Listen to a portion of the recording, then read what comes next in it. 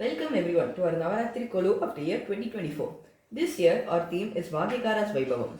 Now, who is a Vaaggeyakara?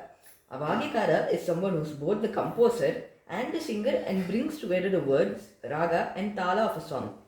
We have displayed many prominent Vaaggeyakaras of the Carnatic history. Starting from the prominent Shaivites in the 6th and 7th century. Appar, Sundarar, Thirunavukarasar and Thirugnana Sambandar. They all worshipped Shiva, Kartikeya and all other gods and their forms. They were famous for their Devarams dedicated to Lord Shiva. Next, we have Andal, an Alvar who lived during the 7th and 8th century. She was a Vaishnavite and a staunch devotee of Lord Krishna. She is credited with the Tirupavai, which is sung every day of the Margari month. After that, we have Jayadeva Goswami, born in Orissa in the 14th century. He was mainly renowned for his Gita Govinda, which was in the form of Ashtapadis. His first Ashtapadi was about the Dashavatara.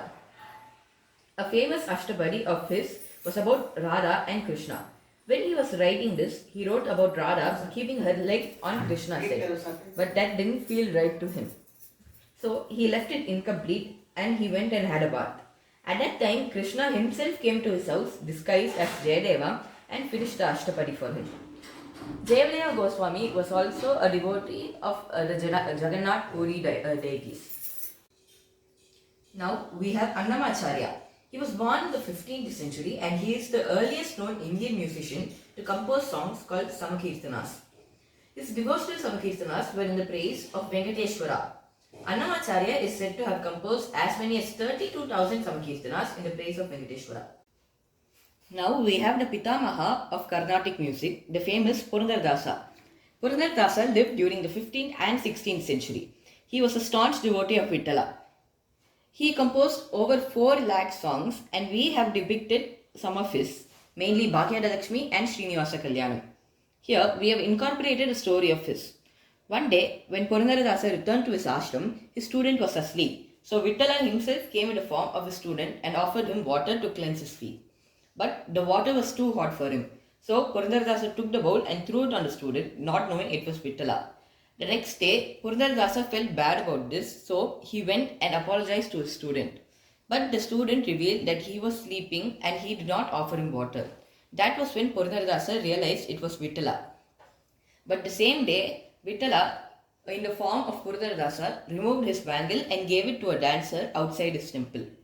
When the priest noticed the bangle was missing, they found it with the dancer. The dancer told them that Purandaradasa was the one who gave the bangle. So, the priest went and captured Purandaradasa and tied him to a pillar in the temple. Purandaradasa realized his mistake and sang the song Muyyake Muyya Tirito, which means I have hit you and now you have hit me and now it is tit for tat.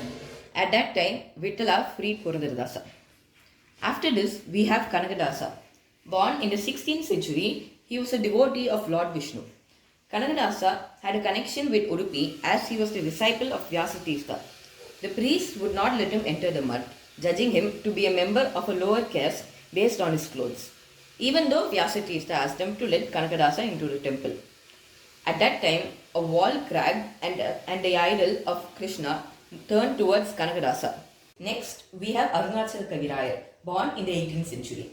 Arunachal Kavi was fluent in Tamil, Telugu and Sanskrit.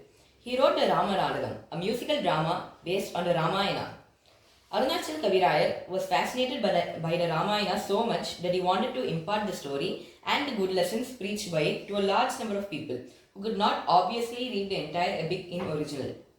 He was also fascinated by the Kamba Ramayanam created by Kambar. He wanted to create his version of the Kamba Ramayanam which people would be able to understand easily. When he created this, he wanted to stage this drama in Srirangam, the original place where the Kamba Ramayanam had been staged. But when he went there, the temple priest denied this. Due to this, Arunachal Kavi sat in the corner and sang the song Yen Palli Kondiraya, asking the Lord, why didn't you allow me to do this? That night, the deity of Srirangam, Ranganathan, came in the dreams of both the poet and the priest. He asked the priest to allow him to stage the Kamba Ramayanam there. Then we have Oothakaru Venkatakavi, who was born in the 18th century in Oothakaru.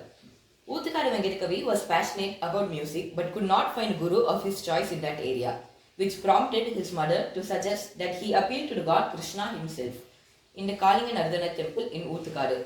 He composed many famous songs on Krishna and many other deities, including Kalinganardana Tillana and Thaya Yashoda. He was also credited for a lot of Tillanas. Now we move on to the Carnatic Trinity, starting with Tyagaraja, who lived during the late 18th and 19th century. When he was young, Narada himself came to him and gave him his Upadesha. He started singing and composing a lot of songs. Tyagaraja also composed thousands of devotional compositions, mostly in Telugu and in praise of Rama. The king in Tanjavur heard a lot of Tyagaraja's music, and the king sent him an invitation along with many rich gifts, inviting Tyagaraja to attend the royal court. Tyagaraja, however, was not inclined towards a career at the court and rejected the invitation outright. He was said to have composed the Kriti Nidhi Chala Sukama, which means, does wealth bring happiness? When he went to Tirupati for the first time, the temple screens were closed. His disciples asked the priest to open the screen, but the priest denied to do so. Tyagaraja then sang Vaaggeyakara to remove the screen of ego and ignorance in him. As he concluded the song, the curtains lifted, revealing the deity.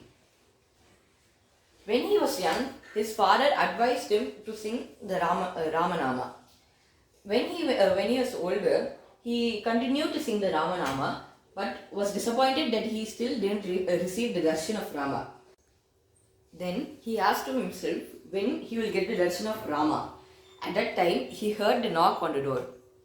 When he went to open it, it was revealed that Rama, Sita, Lakshmana, Hanuman, Bharata and Shatrugna were all waiting at his door, and he received the darshan of them. Next, we have Muthuswami Dikshithar. He was born in the late 18th and 19th century.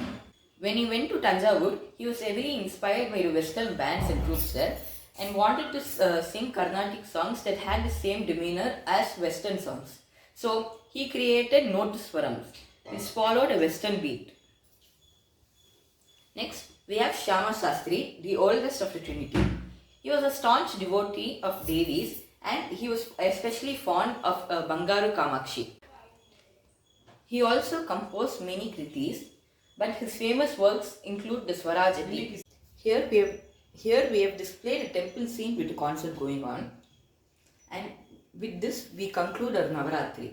We have seen some of the composers in Indian Carnatic history, but there are many others. So I would like to conclude with Yentaro Mahanubhavalu Antariki Vandanam. Thank you.